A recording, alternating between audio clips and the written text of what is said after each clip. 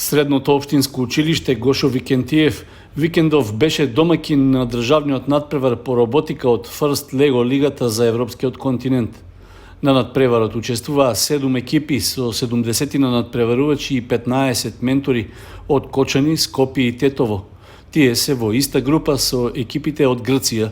Надпреварот се организираше во соработка со Факултетот за информатика на Универзитетот Гоце Делчев, Академијата за роботика и иновација од Скопје, Ротари клубот Кочани Виница и локалната самоуправа на Кочани. Чест ми е прво што продолжуваме една традиција која што почна пред 4 години во First Lego лигата Македонија. Значи, ова е 4ти пат поред која што се одвржува во нашата држава. Оваа година, и тоа уште една голема чест, целото првенство се одржува во нашиот град, во Кочани, во нашето училиште Гошо Викентиев. И мислам дека е супер работа што бидејќи е кај нас, затоа што целата приказна со во оваа лига или во ова надпреварување во роботика започна од кај нас со една прекрасна донација од Ротари клубот Кочани Виница. Ние на почетокот не сонувавме дека можеме да стигнеме да имаме и лига кај нас, туку целото го мислувавме како една забава. Ние имаме и победници во категорија, ама за да имаме победник на самиот турнир, треба да речеме најдобар во сите категории, сите 4 категории. Победник на овогодишниот државен надпревар по роботика е тимот на Робо Москитос од школата STEM роботика од Кочани. Втората кочанска екипа, MacBot Pioneers, ја освои наградата за најдобар иновативен проект за електронска контрола на превозот на патници во јавниот автобуски транспорт. Со одличните резултати што ги постигна домашната победничка екипа, се квалификува за меѓународното надпреварување што треба да се одржи во јуни оваа година. Домакин требаше да биде Русија, но поради актуелните случувања со воената криза, организирањето на настанот му е доверено на Бразил. Стипендијата за спортист што ја доделува општина Кочани ќе ја добие гимнастичарот Ристе Симеонов, кој годинава беше избран и за најдобар спортист на Кочани за 2021. Каратистката Мартина Шахинова пак, исто како и лани, и оваа година ќе ја добие стипендијата за спортистка. По објавениот повик до општинската комисија пристигнале вкупно 3 пријави. Од нив едната не била прифатена заради неисполнување на основниот услов кандидатите кои конкурираат да имаат од 17 до 20 години. Спортската стипендија на општина Кочани се доделува за период од 10 месеци со месечен износ од по 3000 денари. Според новиот правилник што почнува да се применува од оваа година, спортската стипендија ќе им се додели на млади надежни спортисти во машка и во женска конкуренција. Според известувањето од локалната самоуправа, се очекува наскоро градоначалникот Љупчо Папазов да ги потпише договорите со спортистите кои ги добија стипендиите, пошто ќе почне исплатата на финансиската поддршка.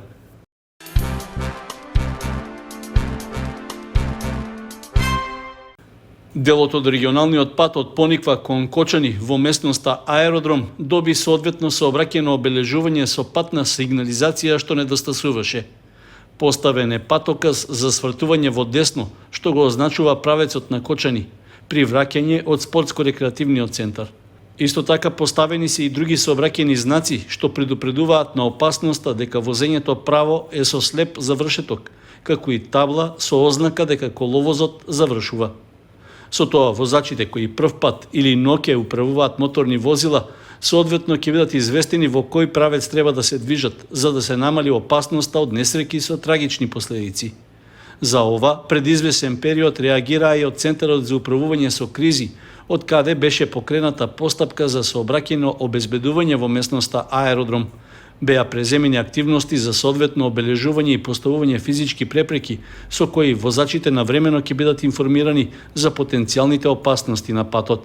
Воедно во разговор со местното население заклучивме дека со поставување на неколку бандери до ова место може да се донесе струја и истото да биде осветлено. Како наредна мерка која што ќе ја предложиме поставување на соодветен браник, за тоа стручни лица од соодветна област ќе одлучат дали тој да биде метален, бетонски, кои што ќе бидат на самиот крај на пистата и ќе спречуваат излетување на возила од оваа писта. Пред околу една година на оваа локација се случи трагична сообраќајна несреќа, во која животот го загуби едно лице, а две беа потешко повредени. Подоцна, како привремено решение на крајот од коловозот, беше поставен насип од земја, но опасноста од несреќи не се отстрани. Со поставувањето на сообраќајните знаци ќе им се олесни и ориентацијата на возачите во зимски услови, кога поради снегот е оневозможено следењето на обележувањата на коловозот.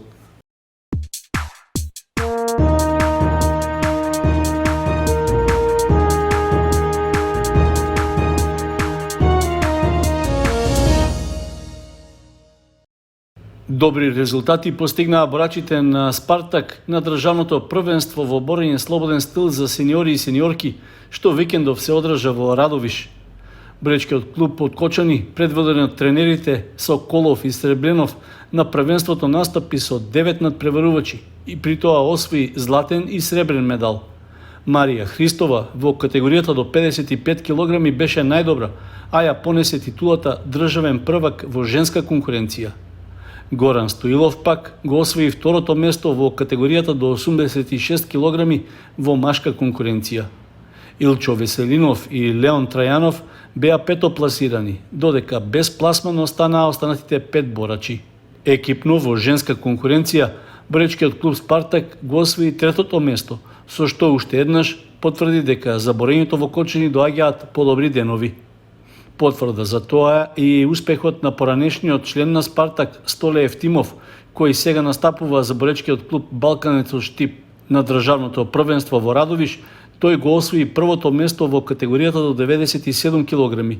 При тоа имаше одличен настап во кој забележа убедливи победи во сите 5 борби. Викендов се одигра 17-тото коло во првенството на втората македонска фудбалска лига Исток, во кое екипите кои беа фаворити потврлија, па скоро на сите надпревари имаше неочекувани резултати. Таков беше случајот и со второлигашите од Кочани и Виница, кои направија резултатски изненадувања. Ова особено се однесува на фудбалерите на Осогово, кои со 1:0 ја победија фаворизираната екипа на Пехчево на средбата што се одигра во Штип. Во максимално рамноправен надпревар во кој имаше можности за голови на двете страни, на крајот пресуди грешка на домашните фудбалери, пошто гостите од Кочани дојдоа во водство. Во 67-та минута Манов најпрво ја погоди стативата, заведнаш потоа по игра со рака на домашен одбранбен фудбалер во 16-никот да биде досуден пенал. Капитенот на Осогово беше прецизен по ударот од белата точка, со што го постави конечниот резултат. Со освоените нови 3 бода, жолто-сините сега имаат вкупно 22, со што од 7-то се искачија на 5-то место на табелата.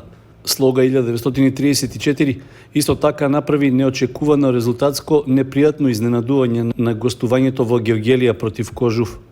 Иако се очекуваше гостите од Виница да ја продолжат успешната серија, сепак успеа да освојат само бод, играјки нерешено 1:1.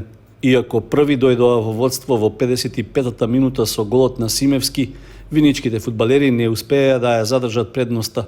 Им дозволија на домакините да изедначат на 10 минути пред крајот со погодокот на Бејков. Карактеристика на надпреварот беше и тоа што се играше многу грубо со чести прекини, за што беа доделени вкупно 11 жолти картони на двете страни.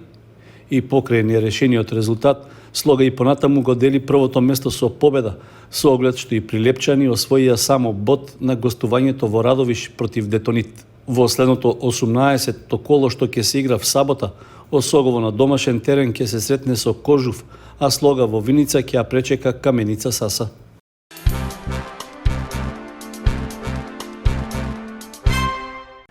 Младите кошаркари на баскет Дино Деликатес и понатаму се меѓу најдобрите во возрастните категории во лигите во кои се надпреваруваат.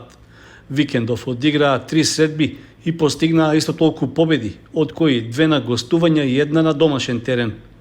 Во М16 лигата во Гевгелија, Кочанскиот кошаркарски клуб го совлада домакинот Кожув со 66:57. Гостите од Кочани во текот на првиот дел од надпреварот играа сигурно и по првите 2 четвртини имаа високо водство од 36:11. Во продолжението од средбата попуштија, па им дозволија на домашните играчи да дојдат во шанса да направат пресврот, што на крајот сепак не им успеа.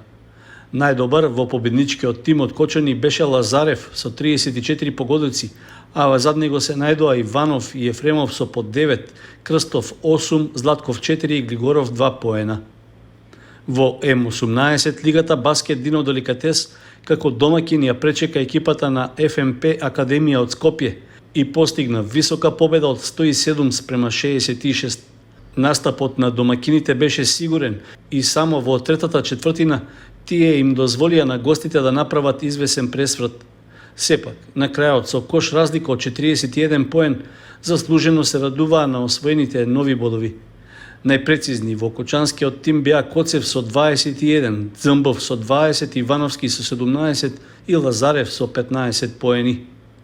Најтежок надпревар во ова коло кочанскиот кошаркарски клуб имаше во третата лига Исток на гостувањето во Неготино против истоимената екипа. На крајот Баскет Дино Деликатес славеше победа од 79 спрема 73, иако многу потешко дојде до новите бодови. И покрај солидната предност во првите две четвртини за домакините од Неготино, гостите од Кочани успееја во финишот на надпреварот да направат кош разлика од 20 поени. Тоа се покажа како одличен потек и беше доволно за пресврт. Јунак на средбата во Неготино беше Филипов со 39 поени пред Илиев со 12 и Крстов со 7.